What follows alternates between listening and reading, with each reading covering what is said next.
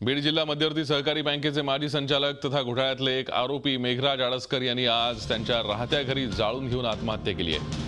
त्यांनी लिहिलेल्या चिठ्ठीत बँक घोटाळ्यात 2 माजी अध्यक्ष जबाबदार असल्याचा उल्लेख केलाय। सुभाष सारडा आणि राजाभाऊ मुंडे अशी त्यांची नावे आहेत। तसंच केस बाजार समितीचे चेअरमन अंकुश इंगळे आणि दामोदर शिंगारे हे देखील आपल्या मृत्यूला जबाबदार असल्याचा आरोप यात करण्यात आलाय। इतरांना विनाकारण त्रास दिला जात असल्याचं म्हटलंय।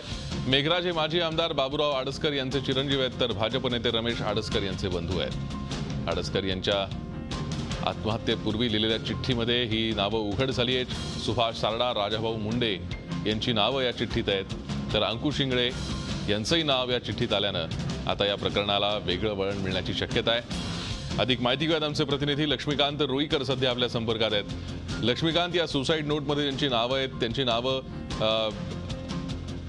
आडसकरांनी लिहून ठेवल्यामुळे आता एक वेगळं वळण या सगळ्या प्रकरणाला मिळेल असं दिसतंय।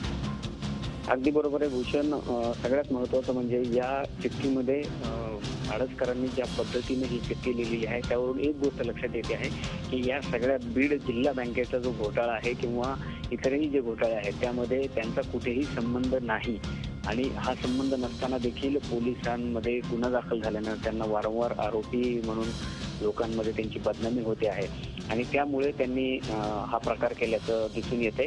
बीड जिल्हा बँकेचे जे माजी अध्यक्ष आहेत सुभाष सारडा आणि राजाभाऊ मुंडे हे या सगळ्या घोटाळ्याला जबाबदार आहेत। त्यांच्या व्यतिरिक्त कुणीही जबाबदार नाही, मात्र आम्हाला जाणीवपूर्वक त्रास दिला जातो, त्रास होतोय असं त्यांनी म्हटलेलं आहे। आणि केसची जी बाजार समिती आहे या बाजार समितीमध्ये अंकुश इंगळे आणि दामोदर शिंगारे यांनी मोठ्या प्रमाणात भ्रष्टाचार केला, मात्र त्यांच्यावर कुठलीही कारवाई झाली नाही आणि हे दोघे देखील या भ्रष्टाचाराला जबाबदार आहेत आणि एकंदरीत या सगळ्या प्रकरणामध्ये आपला कुठेही संबंध नसताना आपल्याला कोवण्यात आले असंच त्यांनी त्यामध्ये म्हटलेलं आहे।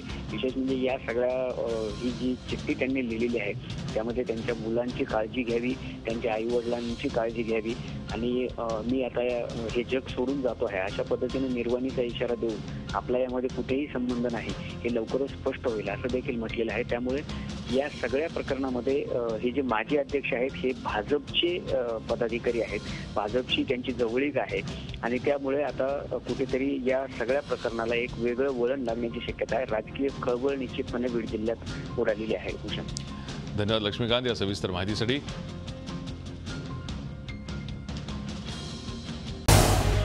झी 24 तास रहा एक पाऊल पुढे।